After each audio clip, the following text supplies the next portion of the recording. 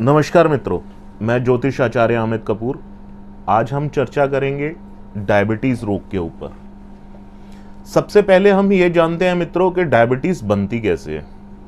Diabetes हमारी pancreas में जब इंसुलिन की मात्रा नहीं पहुंचती और हमारे खून का जो शुगर लेवल होता है बढ़ जाता है, जिसके कारण ये डायबिटीज़ शरीर में बनती है। इंसुलिन एक पाचक ग्रंथि होती है और ये भोजन को पचाने का और उसकी शक्ति प्रदान करने का बॉडी के अंदर काम करती है। जब ये बॉडी को प्रॉपर रूप से भोजन को नहीं पचाती तो इससे हमारे खून के अंदर ग्लूकोज लेवल बढ़ जाता है। ये दो प्रकार से मानी जाती है। एक पीढ़ी दर पीढ़ी मानी जाती है कि जैसे जेनेटिक हमारे माता पिता को या दादा दादी को अगर ये बीमारी रही है तो ये जेनेटिक हो जाती है, यानी कि पीढ़ी दर पीढ़ी आती है। और दूसरे रूप में हमारे खान पान की जब व्यवस्था ठीक ढंग से नहीं होती या उठने बैठने का या नींद का, इसमें भरपूर मात्रा में एक जो लिमिट्स होती है नींद की वो नहीं आती, तो भी डायबिटीज बनने के सिम्टम्स हो जाते हैं। हम मेडिकल एस्ट्रोलॉजी के द्वारा, ज्योतिषीय गणना के द्वारा इसको जन्म पत्रिका के अंदर कैसे देख सकते हैं, आइए इस पे कुछ चर्चा करते हैं। डायबिटीज हम कुंडली के छठे भाव से देखते हैं। छठा भाव कारक और छठे भाव का स्वामी, और सबसे जो मेन ग्रह रहते हैं डायबिटीज के अंदर वो गुरु और शुक्र की स्थिति को देखा जाता है। चंद्रमा मंगल भी डायबिटीज के कारक हैं। इनको एक एक करके समझते हैं कि ये कैसे बनते हैं और इनके ऊपर कैसे प्रभाव आने से डायबिटीज के रोग बनते हैं। बृहस्पति शुक्र का संबंध भी डायबिटीज की एक युति माना गया है, मगर हम ये इकलौती युति देख के हम किसी को ये नहीं कह सकते कि ये डायबिटीज का कारण होगा। बृहस्पति और शुक्र पे जब भी गोचर में या लगन पत्रिका में पाप ग्रहों का प्रभाव, कम से कम 2 पाप ग्रहों का प्रभाव अगर गोचर में या लगन कुंडली के अंदर, नेटल चार्ट के अंदर अगर आ जाए तो डायबिटीज के योग बन जाते हैं।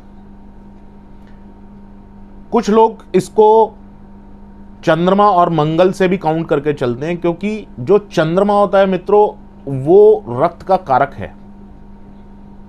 जो हमारी बॉडी के अंदर ब्लड्स हैं वो चंद्रमा के अधीन आता है। मंगल रेड सेल्स का कारक माना जाता है। रेड ब्लड के अंदर की एनर्जी जो है वो मंगल के अधीन आती है। भाव बल 5वां, 6ठा, 7वां और 8वां, पंचम से अष्टम भाव बल के बीच में किसी भी व्यक्ति की बृहस्पति शुक्र मंगल अगर राहु और शनि प्रभाव देते हों, या तो लगन कुंडली में या गोचर काल में, उसके अंदर महादशा और अंतरदशा का होना अनिवार्य है। अगर ये भाव बल बनते हैं तो उस व्यक्ति का नेटल चार्ट या लगन कुंडली देख के हम ये बता सकते हैं कि इसको शुगर की प्रॉब्लम है या शुगर की प्रॉब्लम होने वाली है।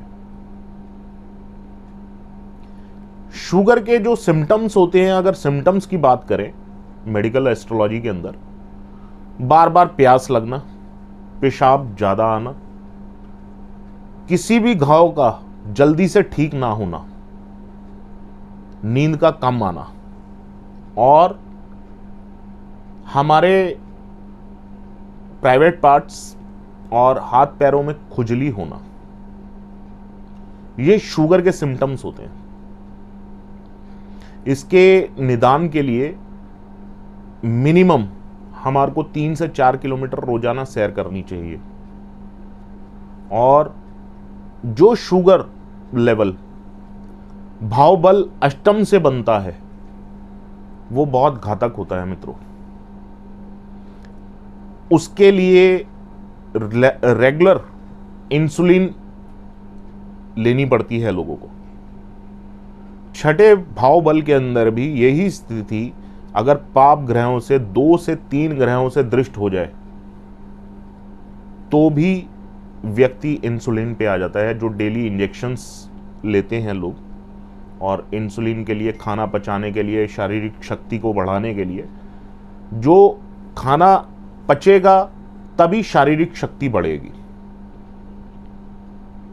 तो ये एक प्रयास था मेडिकल एस्ट्रोलॉजी और ज्योतिषीय दृष्टिकोण से डायबिटीज के ऊपर लगन कुंडली में, नेटल चार्ट में उसको देखने के योग। आने वाले कुछ वीडियोस के अंदर हम कुछ और बीमारियों पर चर्चा करेंगे। अगर आप किसी बीमारी के ऊपर कोई वीडियो देखना चाहते हैं तो कमेंट्स बॉक्स या व्हाट्सएप नंबर पे हमारे को मैसेज करके बताएं कि आप अगली वीडियो किस बीमारी के ऊपर देखना चाहते हैं। तब तक के लिए नमस्कार मित्रों।